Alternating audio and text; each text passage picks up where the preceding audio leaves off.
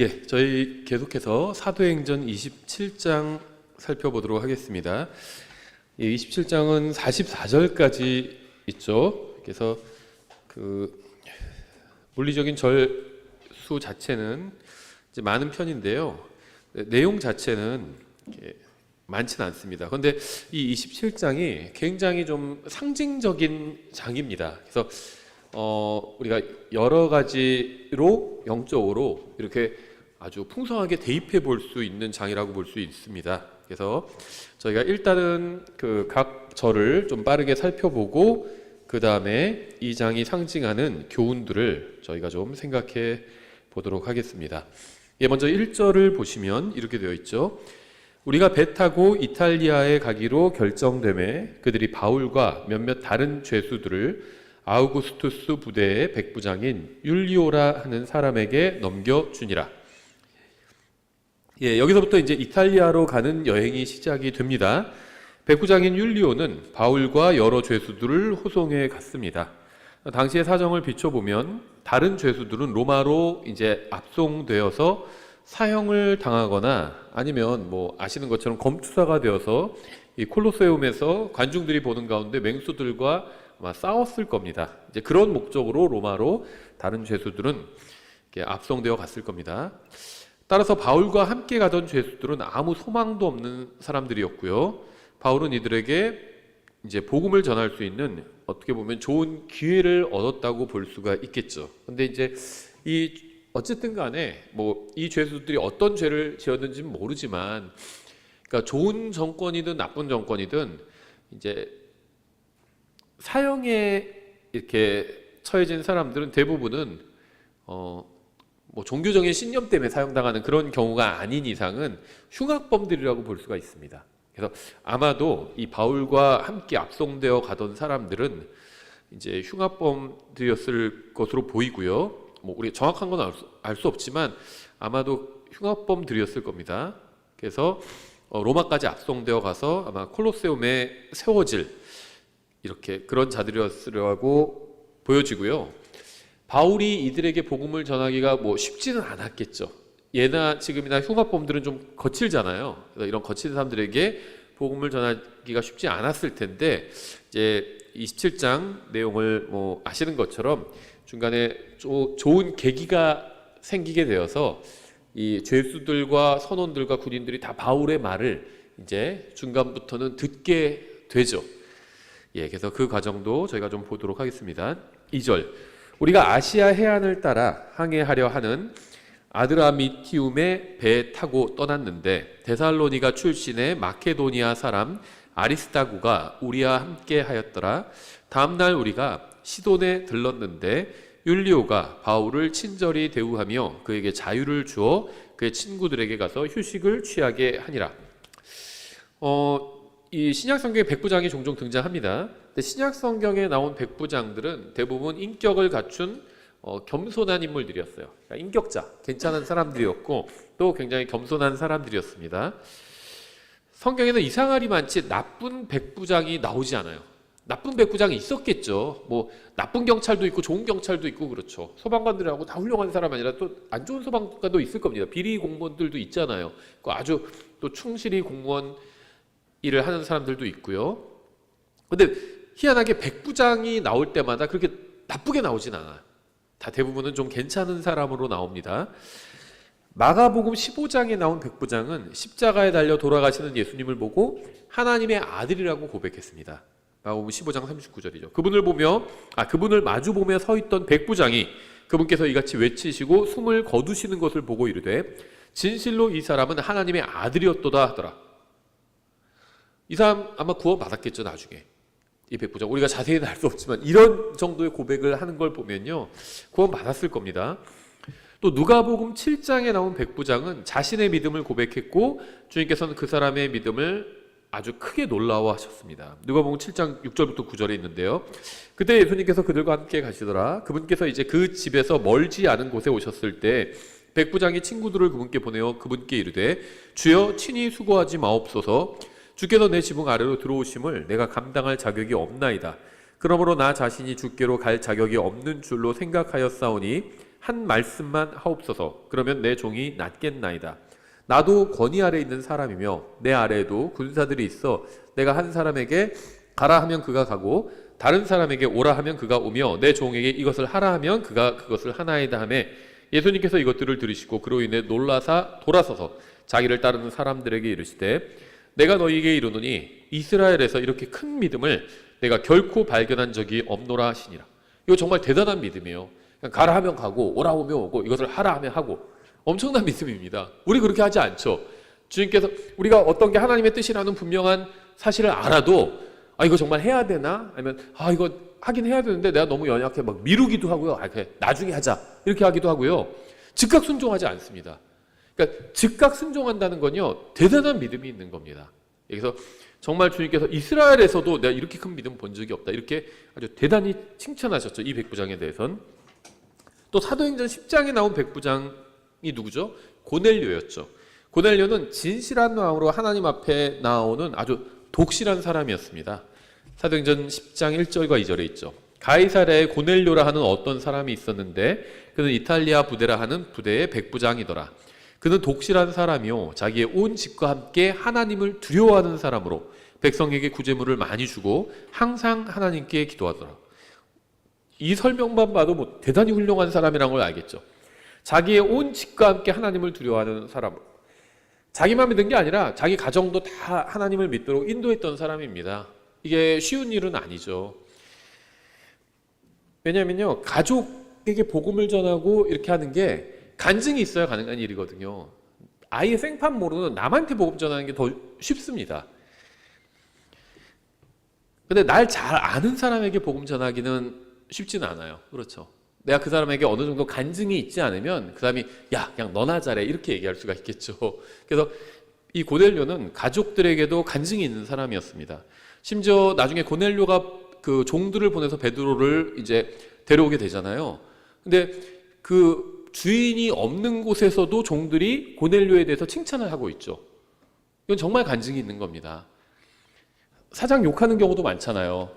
자기가 월급을 적게 받는다고 생각하거든요. 보통 직장인들이 우리 사장 그냥 자기는 돈 많이 벌면서 우리 월급 정말 짜게 준다고 막 사장 욕하는 경우 많아요. 근데 먼 곳에 있으면서도 자기 주인을 칭찬한다? 그건 진짜 대단히 간증이 있는 겁니다. 그렇죠. 백성들에게 또 구제물을 많이 줬습니다. 나눠줄 줄 아는 사람이었죠. 그 항상 하나님께 기도했대요. 가끔가다 기도한 게 아니라 항상 기도했습니다. 이 사람은 대단히 훌륭한 사람이었어요. 그래서 신약 성경에 나온 백부장 중에 나쁜 사람이 하나도 없습니다. 그러니까 백부장 중에 나쁜 사람이 많이 있었겠지만 신약 성경에는 나쁜 백부장이 나오지 않아요. 다 괜찮은 사람들이었습니다.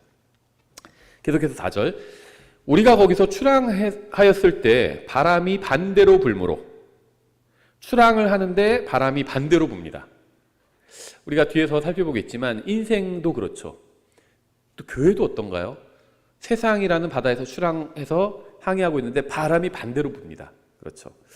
우리가 키프로스로 바람막이로 삼고 항해하다가 길리기아와 밤빌리아 바다를 항해하여 건넌 뒤 루기아의 도시 무라로 갔는데 거기서 백부장이 이탈리아로 항해 중인 알렉산드리아의 배를 만나 우리를 그 안에 태우니라. 그래서 당시에 무라라는 이 도시는 환승항이었다고 합니다. 백부장은 북아프리카에서 이집트가 북아프리카죠. 이집트의 수도가 지금 카이로지만 예전에는 알렉산드리아였죠. 그래서 이 북아프리카에서 온 배로 환승해서 이탈리아까지 이제 가려고 했던 것으로 보입니다. 7절 우리가 여러 날을 천천히 항해하다가 간신히 크니두스 맞은편에 다다랐으나 바람이 우리의 나아감을 허락하지 아니하므로 우리가 살몬의 맞은편을 지나 크레타를 바람막이로 삼고 항해하며 어렵게 그곳을 지나 아름다운 항구라 하는 곳으로 갔는데 그곳은 아세아시에서 가깝더라. 이 성경지도 그때와 지금 뭐 이런 제목의 책이 있거든요. 이게 원래 그 로즈 출판사라는 미국의 출판사에서 나온 바이블 맵 나우 앤 댄 뭐 이런 시리즈 한 열 몇 개가 있어요. 제 사무실에도 있는데 거기서 한두 개가 번역됐습니다. 두란노에서. 그래서 두란노에서 나온 성경 지도라는 그 책 보시면 이게 옛날 지도와 지금 지도 이렇게 그 투명지로 겹쳐서 이렇게 볼 수 있게 비교해 놓을 수 있게 해놨는데 이런 지명들은 다 한번 찾아보십시오. 찾아보시면은 뭐 성경에 나온 이런 지명은 지금도 거의 그대로 있습니다. 아니면 약간 바뀐 경우들이 있는데 이런 그 now and then 그때와 지금이라는 이 지도 시리즈를 참고로 보면 다 찾아볼 수가 있어요. 예, 그래서 이 겨울이었고 이때는 이제 이 지중해 폭풍이 있는 시기였다고 합니다. 그래서 해안선을 따라서 이렇게 살살살살 그 올라갔던 것으로 보입니다. 예, 그래서 이 시기는 항해하기 좋지 않은 때였습니다. 바람을 맞으면서 크레타를 향해서 어렵게 항해했고요. 그들은 섬의 남쪽 면을 따라서 크레타의 남쪽 항구인 이 라세아로 갔습니다. 9절, 한편 많은 시간을 보냈고 이제 금식하는 때도 이미 지나 이제 항해하는 일이 위험하게 되었으므로 바울이 그들에게 권고하며 그들에게 이르되 선생들아 내가 보니 이번 항해에서는 짐과 배뿐만 아니라 우리 생명도 해를 입게 되고 많은 손실이 있으리라 하였으나 그럼에도 불구하고 백부장은 배의 선장과 선주의 말을 바울이 말한 그들 것들보다 더 믿더라. 바울 자신의 경험으로 봤을 때는 바울은 벌써 선교여행 3번이나 했죠. 항해도 했었고 그랬기 때문에 이거는 대단히 좀 위험하다 이런 판단을 했던 것 같아요. 근데 이제 그건 바울 생각이고 바울은 자기가 이제 위험하다고 생각하고 선원들에게 항해에 관해서 경고했지만 또 백부장에게도 경고를 했겠죠. 근데 이제 그 백부장이나 선원들 입장에선 이 유대인 죄수의 말을 들을 이유가 전혀 없죠. 지금 죄수를 앞송해서 가고 있는데 죄수가 이거는 어렵겠다. 그래서 여기서 쉬었다 가자 한다고 해서 쉬었다 가지 않겠죠. 당연히 이 백부장, 이 호송 책임을 맡고 있는 백부장의 관점에서 보면 바울의 말을 들을 필요가 없습니다. 들을 이유가 없어요. 그래서 백부장이 바울에게 자유도 많이 주고 괜찮은 사람이었지만 지금 이 호송에 가는 그 일정에 관해서는 죄수의 말을 들을 필요가 없죠. 그래서 바울의 말보다 전문가인 당연히 선장과 선원들의 말을 들을 수밖에 없었겠죠. 이거 뭐 상식적으로 봐도. 12절, 또 그 항구가 겨울을 나기에 불편하므로 그들의 태반이 거기서도 떠나 어찌하든지 베니게에 도달하여 거기서 겨울을 나자고 권고하였는데 베니게는 크레타의 항구로 남서쪽과 북서쪽을 향하고 있더라. 예, 베니게에서 겨울을 나려면 대략 3개월 이상 그곳에 머물러야 하는데 백부장 입장에서는 죄수들과 함께 머무를 수 있을 만한 시설을 찾기가 쉽지 않았겠죠.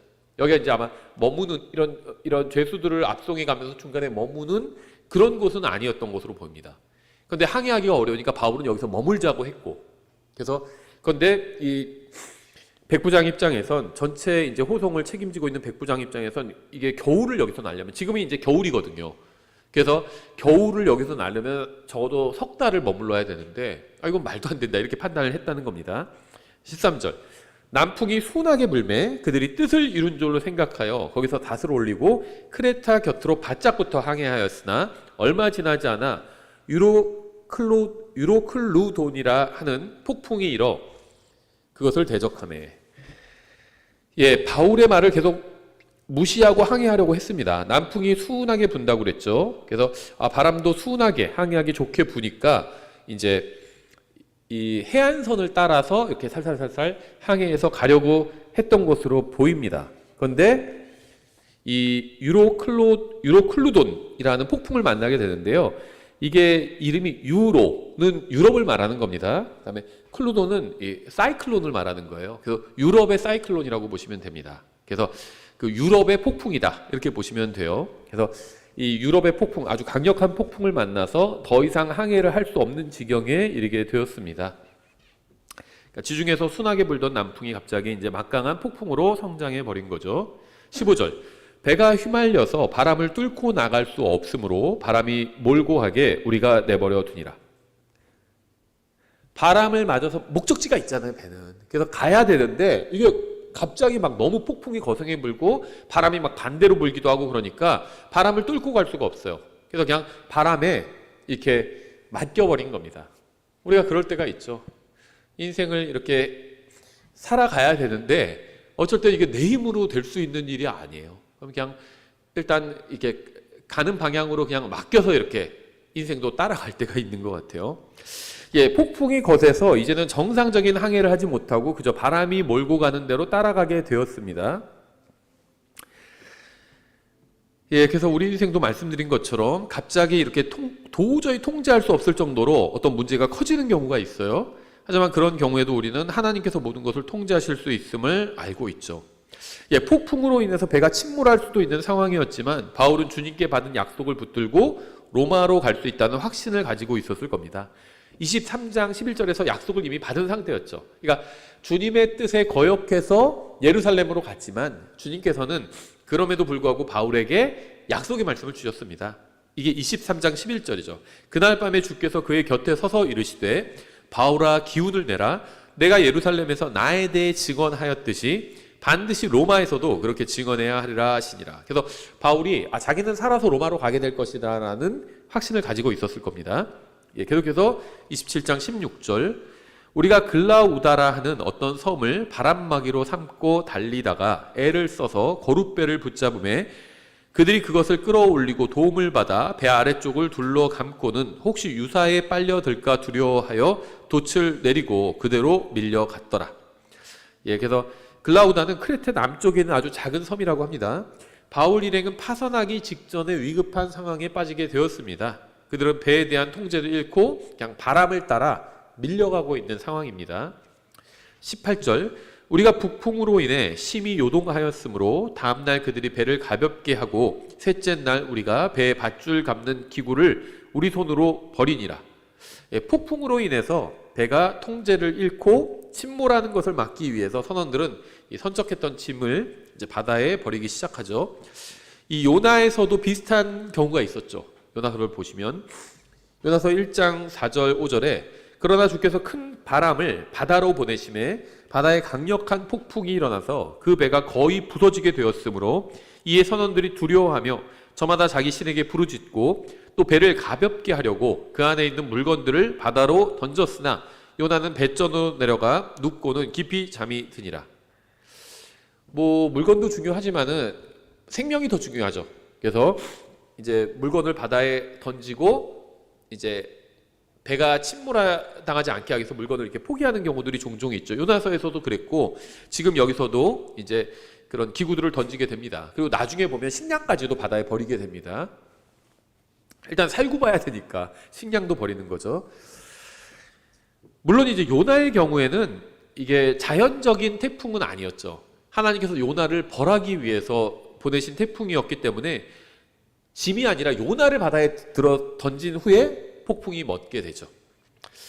다시 사도행전 27장으로 돌아서 20절 여러 날 동안 해도 별도 보이지 아니하고 작지 않은 폭풍이 우리를 덮침에 우리가 구원받으리라는 모든 희망이 그때 사라졌더라. 여기서 말하는 구원은 당연히 이제 육체의 구원이겠죠. 혼의 구원이 아닙니다. 그래서 성경이 구원이라고 할 때 대부분 한 80%, 7, 80%는 혼의 구원을 말하는 거지만 이렇게 육체의 구원을 말할 때도 있습니다. 그래서 여기 당연히 대표적인 경우고요. 또 다른 대표적인 경우가 바로 마태복음 24장에 나오는 끝까지 견디는 자는 구원을 받으리라 할 때 혼의 구원이 아니에요. 끝까지 내가 구원을 견디면 어떤 어려움을 견디면 구원을 받는다. 혼의 구원을 받는다. 그 말이 아니죠. 육체의 구원을 받는다는 겁니다. 견뎌내면 육체의 구원을 받는다는 거예요. 여기랑 같은 겁니다. 그렇죠.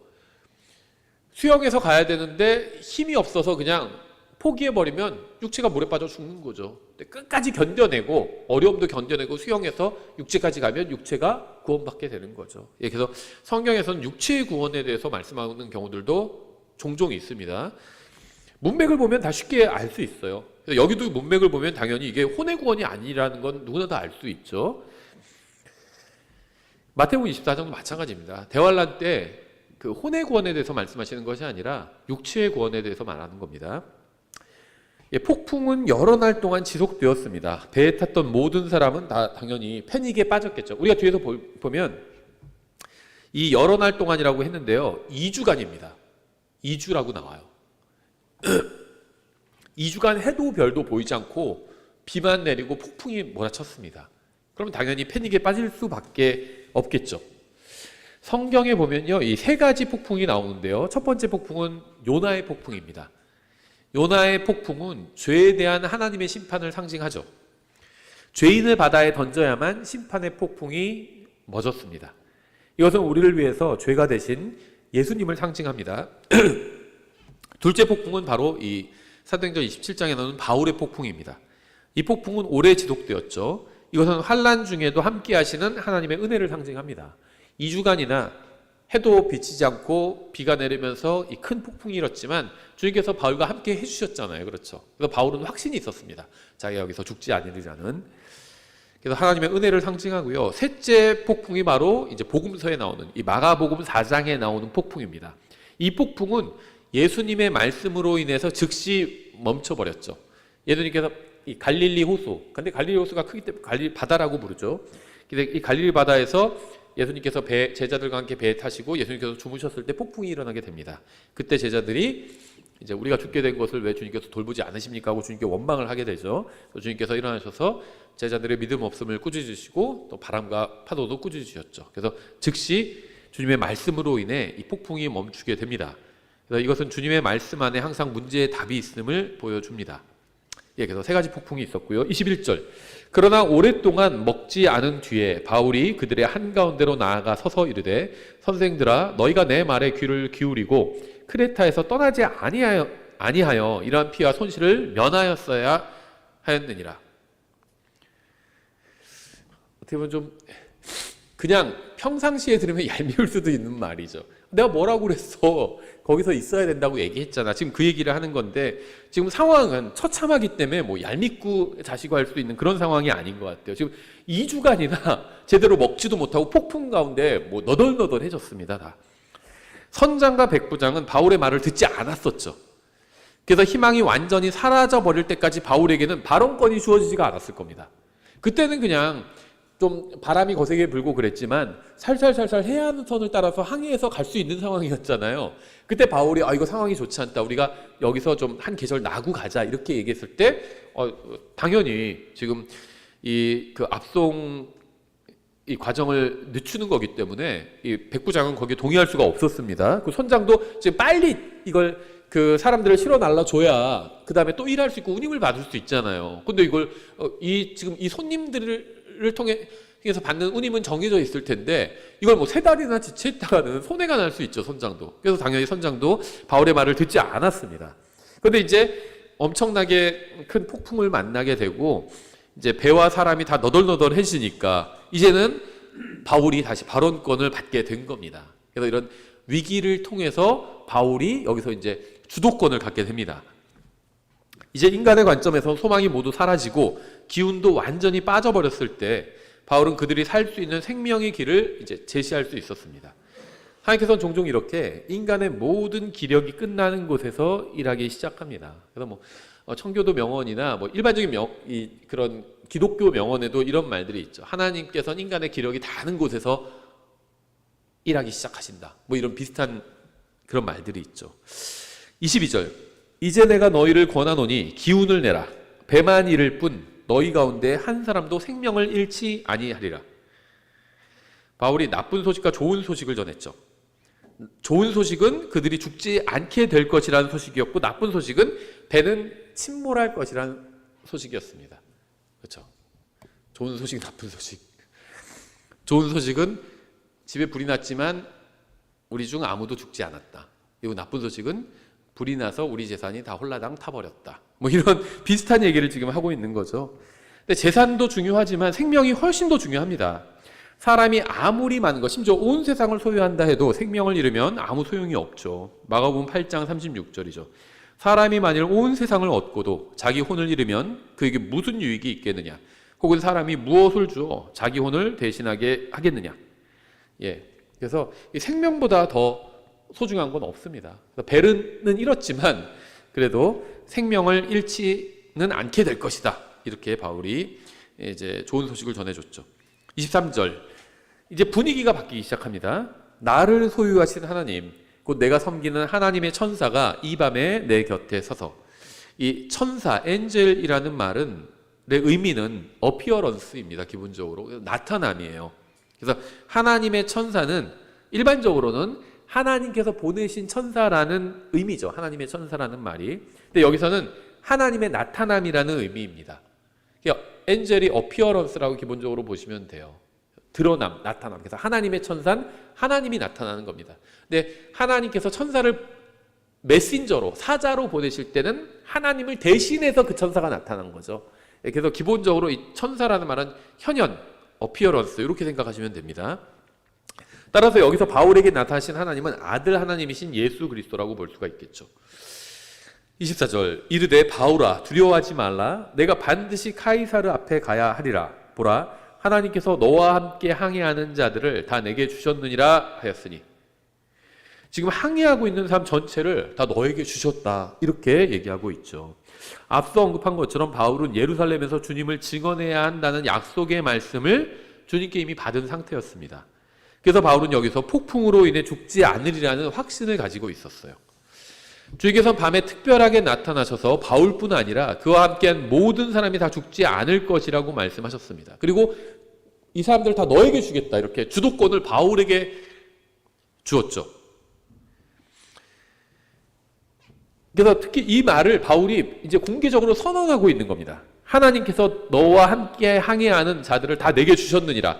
이 말을 사람들 앞에서 다 공개적으로 선언해 버렸죠. 이게 무슨 의미냐면 이제부터는 자기가 선장이다. 그렇기 때문에 내 말을 들어야 된다. 이걸 선포하는 것이었습니다. 그 바울이 한 말이 맞았잖아요. 계속 가다가는 다 큰일 나게 된다. 죽을 수도 있다. 그래서 우리가 가지 말고 한 계절 쉬었다 가자 이렇게 얘기했는데 그 말을 무시하고 가서 지금 죽게 생겼잖아요. 그래서 이제 바울의 말이 맞았기 때문에 바울이 하는 말을 들을 수밖에 없었죠. 옛날에 그 무슨 영화인지는 제 기억이 안 나는데요. 비행기를 납치하고 나서 딱 기장 비행기 그 조종실에 들어가서 납치범이 총으로 딱 기장을 겨누면서 누가 기장이지 하니까는 기장이 접니다 그러니까 바로 쏴서 죽이더라고요. 그 다음에 부기장한테 딱 겨누면서 누가 기장이지 하니까 부기장이 당신입니다 그러니까는 살려주더라고요. 바울도 여기서 딱 자기가 이제 내가 영적인 선장이다 이걸 선언한 겁니다. 내 말이 맞았지. 내 말 잘 따르면 너희 다 살 수 있어. 이 얘기를 한 겁니다. 이건 하나님께서 나에게 주신 말씀이야. 이렇게 사람들 앞에서 바울이 선언한 겁니다. 25절 그러므로 선생들아 기운을 내라. 나는 하나님을 믿으니 그분께서 내게 말씀하신 그대로 일이 이루어지리라. 그럼에도 불구하고 우리가 반드시 어떤 섬에 닿으리라 하니라. 하나님의 말씀은 항상 말씀하신 그대로 이루어집니다. 하지만 동시에 우리가 저지른 잘못에 대한 대가는 또 치러야만 하는 거죠. 27절 그러나 14째 밤이 되었을 때 우리가 아드리아 바다에서 위아래로 밀려다니는 가운데 자정쯤 되어 선원들은 자기들이 어떤 지방에 가까이 온 줄 짐작하고 그들은 해나 별도 보지 못하고 표류한 지 2주나 되었습니다. 그래서 자신들의 정확한 위치를 알지 못했죠. 28절 물 깊이를 재서 20길인 줄 알았고 조금 더 가다가 다시 재서 15길인 줄 알았더라. 지금은 뭐 전자장비 같은 걸로 다 이 바다의 깊이를 재겠죠. 그리고 또 뭐 해도 같은 것도 다 있잖아요. 그래서 그런 게 이제 계기판에 다 뜨죠. 그래서 바다가 지금 몇 미터고 이런 거 그 수심이 몇 미터고 이런 게 다 뜨죠. 근데 옛날에는 다 그 다른 뭐 막대기나 아니면 이렇게 줄을 다른 줄을 내려서 물 깊이를 쟀습니다.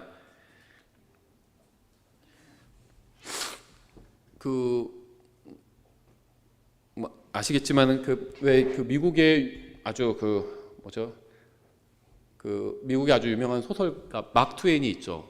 허클베리 핀이랑 톰 소여의 모험 쓴 사람. 아주 사실주의 소설 쓴 걸로 미국에서는 이제 문학적 가치가 있다고 이렇게 평가하거든요. 그래서 영문학 공부하는 사람 다 공부합니다. 이 허클베리 핀의 모험이랑 톰 소여의 모험을. 근데 원래 이거 본명 아닌 거 아시죠? 막 트웨인이 이 사람 뱃사람이었어요. 그래서 막 트웨인이 이게 물길 재는 그 단위입니다. 근데 그게 뭐 재밌다고 생각했는지 그거 자기 이름으로 갖다 쓴 거죠. 소설. 그래서 필명이죠. 막 트웨인이란 게. 물길 재는 단위예요. 여기서도 물 깊이를 재는 이제 그때 막 트웨인은 막대기 같은 걸로 쟀던 것 같아요. 그 미시시피 강 거기서 물 깊이를 쟀던 건데 여기서는 바다니까 쟀는데 이 해안선을 따라서 항해했었잖아요. 깊지가 않아요. 우리 서해 같은 그런 것 같아요. 그래서 이 20길이라고 했었죠. 영어로는 파썸이라고 되어 있는데요. 요 이제 길이라고 번역을 했습니다. 한 길, 두 길 할 때 우리가 쓰는 단위죠.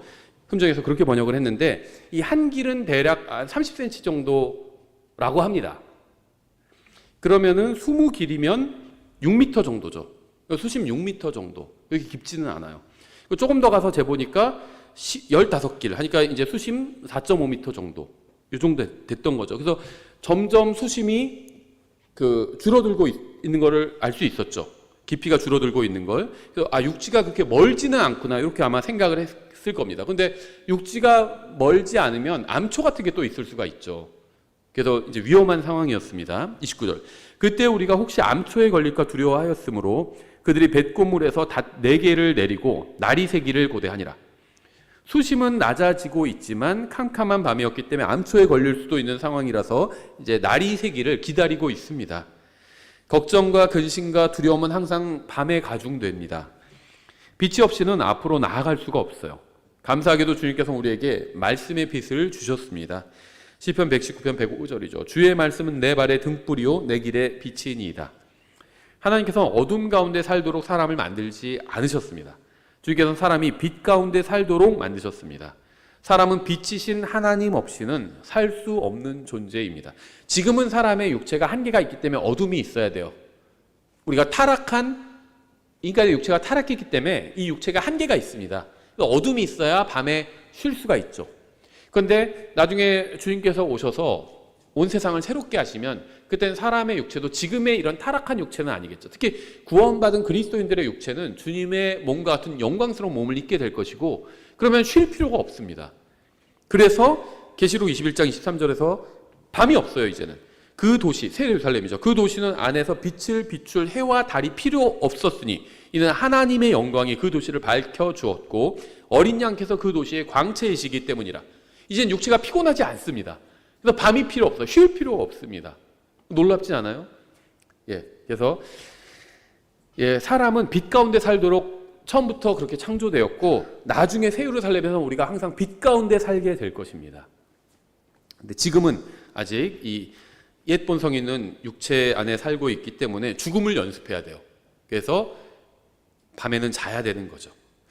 계속해서 30절. 선원들이 배에서 막 도망하려 하면서 뱃머리에서 닷들을 내리는 척하고 거룻배를 바다에 내려놓음으로 바울이 백부장과 군사들에게 이르되 이들이 배 안에 머물러 있지 아니하면 너희가 구원받을 수 없느니라 하니 선원들은 다른 사람들을 버려두고 살기 위해서 배를 버리고 탈출하려고 했습니다. 바울은 선원들을 통제할 수가 없었기 때문에 군사들의 이기심에 호소했죠. 저 사람들 없으면 너희가 죽는다 이러니까 군사들이 그럼 가만히 있을 수가 없는 거죠. 군사들은 바울의 말을 신뢰했습니다. 이제 바울이 지금 상황을 주도하고 있는 게 보이시죠? 그래서 이러한 점은 이제 바울이 선장으로서 배와 항해를 통제하고 있다는 사실을 보여줍니다. 군사들도 막 말을 들어요. 바울은 지금 죄수입니다. 죄수의 신분으로 지금 끌려가고 있는데도 이제는 완전한 그 배에 대한 그 영향력을 행사하고 있어요. 군사들도 다 말을 듣습니다. 이렇게 위기의 순간 인도자가 나오게 되는 것 같아요. 어떤 지도자가 나오게 되는 것 같습니다. 교회사를 돌아보면 신약교회는 항상 세상으로부터 핍박과 공격을 받았습니다. 그 교회가 위기에 처할 때마다 하나님께서는 한 사람을 일으키셔서 교회를 인도하고 영적 싸움을 싸우게 하셨습니다. 이 중세 이제 예를 들면 종교개혁 때 많은 영적 지도자들이 나오게 되죠. 정말 많은 영적 지도자들이 나오게 됩니다. 이때는 교회가 아주 물리적으로도 큰 위기에 처하게 되었죠. 그러니까 그런 위기가 있어야 영적 인도자들이 나오게 되는 것 같아요. 근데 지금은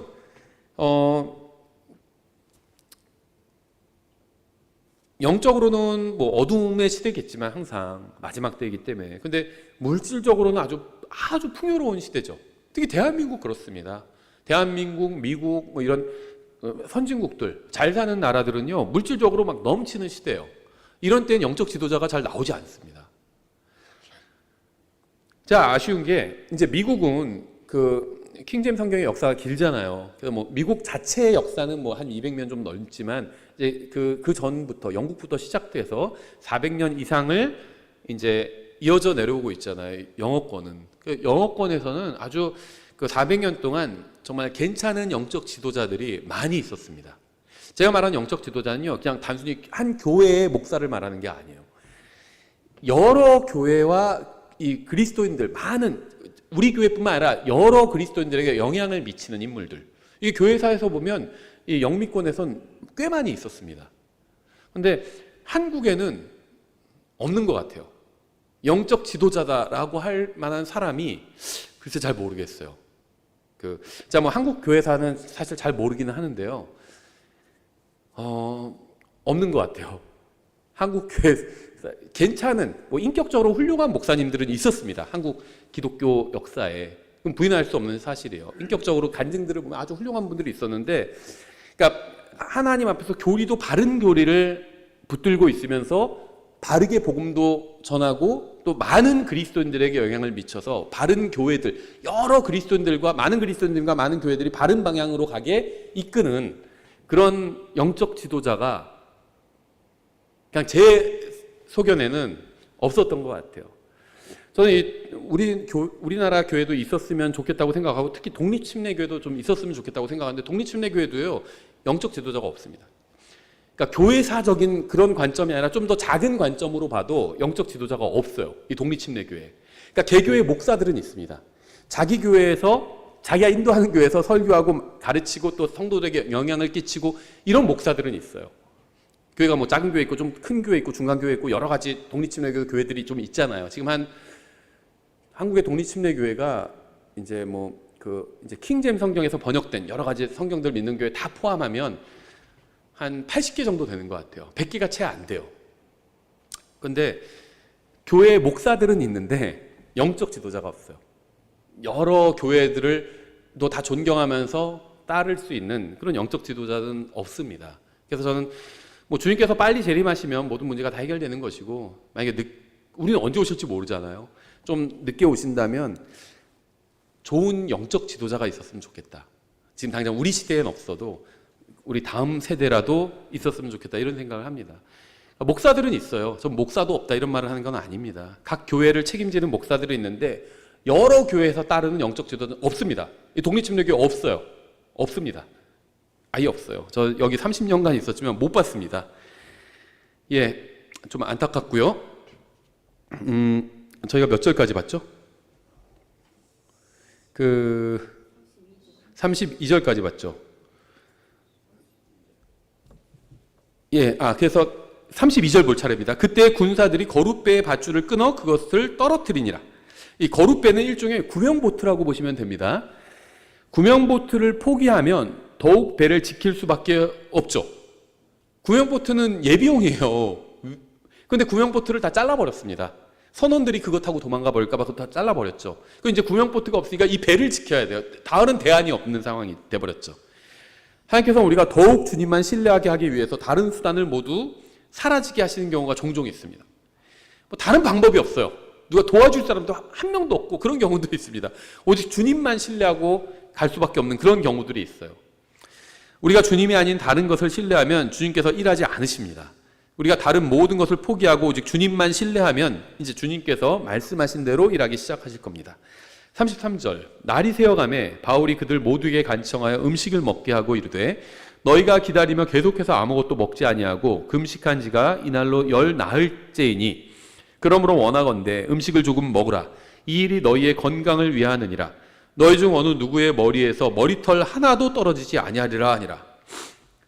근데 이렇게 그림 같은 거 보면요, 바울을 그릴 때 꼭 바울을 가운데 머리가 없는 대머리로 그리더라고요. 왜 그런지 모르겠어요.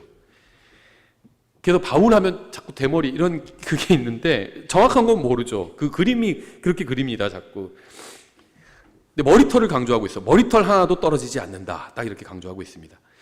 2주 이상 아무것도 먹지 못했어요. 제대로 된 음식을 못 먹었습니다. 이것은 요나서의 경우처럼 종교적인 목적의 금식이라기보다는 강력한 폭풍으로 인해서 흔들리는 배에서 극심한 공포 가운데 자연스럽게 식욕이 저하됐겠죠. 2주간 막 폭풍이 일면서 배가 흔들려요. 거기서 음식을 먹을 수도 없겠죠. 롤러코스터를 타면서 음식을 먹을 수 없는 것과 비슷하겠죠. 예. 그래서 음식을 먹을 수가 없었습니다. 35절. 이렇게 말한 뒤 그가 빵을 집어 그들 모두 앞에서 하나님께 감사를 드리고 그것을 떼어 먹기 시작하매, 마치 요셉이 이집트에서 백성에게 음식을 나눠주면서 통치했던 것처럼 바울도 배에 탄 모든 사람에게 음식을 나눠주면서 배에 탄 무리 전체를 이제 통제하기 시작합니다. 36절. 그때 그들이 다 기운을 내고 그들도 음식을 조금 먹었는데 그 배에 있던 우리는 전부 276혼이더라. 그들이 충분히 먹은 뒤 배를 가볍게 하고 밀을 바다에 버리니라. 식량도 바다에 버린 거죠. 배에는 적지 않은 인원이 타고 있었습니다. 바울 한 사람이 주님 안에서 기운을 내고 다른 사람들을 격려하자 모든 사람이 기운을 내게 되었습니다. 이렇게 부흥은 항상 한 사람에게서 시작됩니다. 한 사람이 주님 안에서 바로 서면 무리 전체가 주님 안에서 바로 설 수 있어요. 우리 가정이 좀 하나님 앞에서 바로 서고 싶다. 그럼 뭘 해야 될까요? 먼저 내가 바로 서면 됩니다. 나 개인으로부터 시작돼요. 그리고 이제 내가 바로 서야 우리 가족을 내가 도울 수 있는 겁니다. 교회도 마찬가지예요. 우리 교회가 부흥했으면 좋겠다. 내가 먼저 바로 서야 합니다. 각자 자기가 다 바로 서야 합니다. 내가 바로 서야 다른 사람을 도울 수 있는 겁니다. 우리는 전부 276혼이더라. 우리는 항상 혼들을 볼 수 있어야 합니다. 세상은 사람의 겉모습인 육체를 봅니다. 하지만 우리는 육체 안에 살고 있는 영원한 혼을 봐야 합니다. 39절. 날이 밝음에 그들이 어느 땅인지는 알지 못하였으나 해변이 있는 어떤 작은 항만을 발견하고 가능하면 배를 거기로 들여다 대려고 생각하니라. 그들이 닷들을 끌어올린 뒤에 자신들을 바다에 내맡기고 키를 묶은 줄을 늦추며 큰 돛을 바람에 맞추어 들어 올리고 해변을 향해 가다가 38절에서 식량을 바다에 버렸기 때문에 배가 가벼워져서 이제 다시 해변을 따라 항해할 수 있었습니다. 41절. 두 바다가 만나는 곳으로 들어가매 배가 좌초되어 앞부분은 단단히 박혀서 움직일 수 없게 되었고 뒷부분은 사나운 파도에 깨어졌더라. 이제 파손하게 되죠. 배가 완전히. 결국 바울이 탄 배는 바다가 갈라지는 곳에 있던 암초에 걸려서 좌초했습니다. 배 앞부분은 암초에 걸렸고 뒷부분은 파도에 깨어지기 시작했죠. 42절. 군사들은 죄수들 중 하나라도 헤엄쳐서 도망하지 못하도록 그들을 죽이자고 권고하였으나 백부장이 바울을 구원하기 위해 그들의 의도를 막고 명령을 내려 헤엄칠 수 있는 자들은 먼저 바다로 뛰어들어 육지로 오르게 하며 남은 사람들 중 얼마는 널빤지에, 이제 배에서 부서진 그 자재들이겠죠. 널빤지에 얼마는 배에 부서진 조각들에 의지하게 하니 이렇게 그들이 다 육지로 안전하게 피신하니라. 어떤 사람은 이게 최초의 서핑보드다 이렇게 얘기하는 사람도 있는데요. 진짜인지 아닌지 모르겠고요. 하여튼 간에 배 조각에 의지해서 이제 다 육지로 이제 피신하게 됩니다. 그래서 그들이 다 육지로 안전하게 피신하니라. 이렇게 끝나게 되죠. 결국 하나님께서 약속하신 대로 모든 사람이 살아남았습니다. 누군가는 폭풍으로 인해서 좌초된 배에서 단 한 사람이 죽지 않고 전원 생존했다는 것이 기적이라고 생각할 수도 있겠죠. 하지만 우리는 이것이 약속의 성취다 이렇게 부를 수 있습니다. 모든 것은 결국 하나님께서 말씀하신 그대로 항상 이루어질 겁니다. 그래서 저희가 한 절씩 간단하게 좀 살펴봤는데요. 이제 이 장 전체가 주는 교훈에 대해서 좀 저희가 또 간략하게 생각해 보도록 하겠습니다. 이 사도행전 27장은 정말 위대한 장입니다. 이 장은 세 가지를 상징적으로 보여주는데요. 바울이 이 로마서 1장 기억하시나요? 로마서 1장에서 내가 너에게 갈 그 순탄한 여정을 구한다 이렇게 얘기하고 있죠. 로마서 1장 10절인데요. 로마에게 보내는 편지입니다. 로마에 있는 성도들에게 보내는 편지죠. 어찌하든지 하나님의 뜻에 의해 이제 마침내 순탄한 여정을 얻어 너에게 갈 수 있기를 간구하노라. 바울은 순탄한 여정을 간구했습니다. 로마로 갈 수 있는 순탄한 여정을 간구했어요. 276명 모두 안전하게 로마로 갔기 때문에 충분히 순탄한 여정이다 이렇게 볼 수 있겠죠. 바울이 간구하는 것을 하나님께서 응답해 주셨다고 볼 수 있습니다. 바울은 항해를 시작할 때에는 배에서 발언권이 없었지만 폭풍을 만난 후에는 배에 탄 모두를 통제하게 되었습니다. 다 바울의 말을 따르게 되었죠. 그는 배에 탄 모든 사람이 물에 빠져 죽지 않게 구원했고 그들 앞에서 하나님에 대해서 증언도 할 수 있었습니다. 아마 그들에게 복음도 전했을 겁니다. 발언권이 이제 커지니까 복음 전할 수 있게 되었겠죠. 우리 인생에는 때로는 감당하기 힘들어 보일 정도의 큰 폭풍이 몰아칠 때가 있습니다. 하지만 우리가 몇 사람의 혼이라도 구원할 수 있다면 우리 인생 전체는 순탄한 여정이었다. 이렇게 고백할 수 있을 것 같아요. 막 사업했다 망하기도 하고 막 사랑하는 사람 죽기도 하고 또 헤어지기도 하고 막 인생에 어려움이 많을 수 있어요. 근데 인생 전체를 놓고 본다면 평균적으로 산다면 한 80년 사는데 어려움이 많아요. 막 사업도 망해보고 안 돼 보기도 하고 사랑하는 사람은 잃어버리기도 하고 그래도 몇 사람의 혼이라도 구원해서 하늘나라로 데려갈 수 있다면 하나님께서는 순탄한 여정이었다. 이렇게 평가하실 수 있을 것 같습니다. 그래서 이렇게 사도행전 27장은 그리스도인 인생의 모형이기도 합니다. 동시에 이 장은 또 교회사의 모형이기도 합니다. 인생의 폭풍과 같은 어려움이 닥치는 것처럼 이 세상이라는 바다를 항해하는 교회에도 항상 어려움이 닥칩니다. 교회는 물결이 반대로 흐르는 세상이라는 바다를 항해해야 합니다. 세상은 항상 교회를 반대합니다. 27장의 선장과 선원은 이 세상 정치 권력을 상징한다고 볼 수 있겠죠. 선주는 경제 권력을 상징한다고 볼 수 있습니다. 예수님을 따르는 그리스도인들은 세상의 정치 권력이나 경제 권력과는 지향점이 다릅니다. 우리는 그리스도인으로서 세상이 하는 말에 흔들리지 말고 오직 주님의 말씀을 신뢰하고 우리가 가야 될 길을 가야 합니다. 말씀드린 것처럼 27장은 그리스도인 인생의 모형이고요. 또 교회사의 모형입니다. 그리고 동시에 인류 역사를 상징하기도 합니다. 이 장은 44개의 구절로 이루어져 있죠. 44개니까 22개씩 나눌 수 있죠. 앞에 22개의 절에서는 하나님이란 말이 나오지 않아요.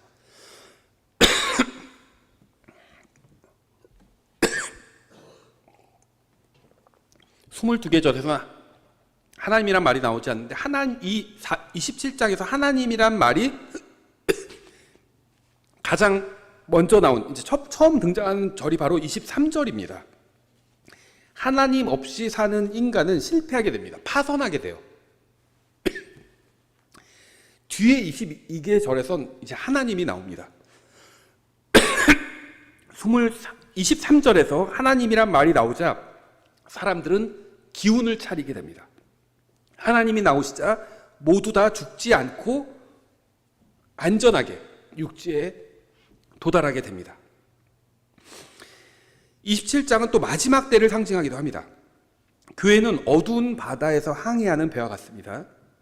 27장에서 배는 어둠 속에서 폭풍을 맞아 바람에 이리저리 끌려다녔습니다. 교회는 거짓 교리에 이리저리 밀려다녀서는 안 됩니다. 에베소서 4장 14절이죠. 이것은 우리가 이제부터 더 이상 아이가 되지 아니하여 사람들의 속임수와 몰래 숨어서 속이려 하는 자들이 사용하는 간교한 술수에 의해 교리의 모든 바람이 이리저리 흔들려 밀려다니지 아니하고, 또 히브리서 13장 9절 여러 가지 이상한 교리들에 끌려다니지 말라.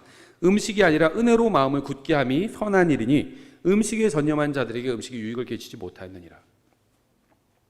말씀의 사역자들은 교회가 이상한 교리에 끌려다니지 않도록 바울처럼 담대하고 정확하게 하나님의 말씀을 선포해야 합니다.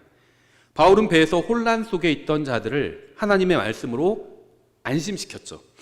말씀의 사역자들도 바울처럼 말씀으로 성도들을 안심시켜야 합니다. 27장에서 배는 파선했지만 혼들은 육지로 안전하게 피신했습니다. 제가 죽으면 제 육체는 파선한 배처럼 망가져 버리겠지만 저의 혼은 수정 같은 유리바다 반대편에서 안전하게 평안을 누리게 될 것입니다. 그래서 이 장이 아주 많은 것들을 상징하는 것을 우리가 간략하게 살펴봤습니다. 이제 28장 한 장 남았죠. 다음 주에 살펴보겠습니다. 기도하고 찬양하고 마치겠습니다. 기도하겠습니다. 하나님 아버지, 주님께서 주신 말씀으로 인해 감사드립니다. 저희가 이 세상에서는 정말 여러 가지 많은 일들을 겪어야 되고, 때로는 저희의 능력으로는 도저히 돌파할 수 없을 정도의 큰 어려운 문제들도 부딪히게 됩니다. 하지만 주님께서 항상 저희와 함께 해주심을 믿습니다.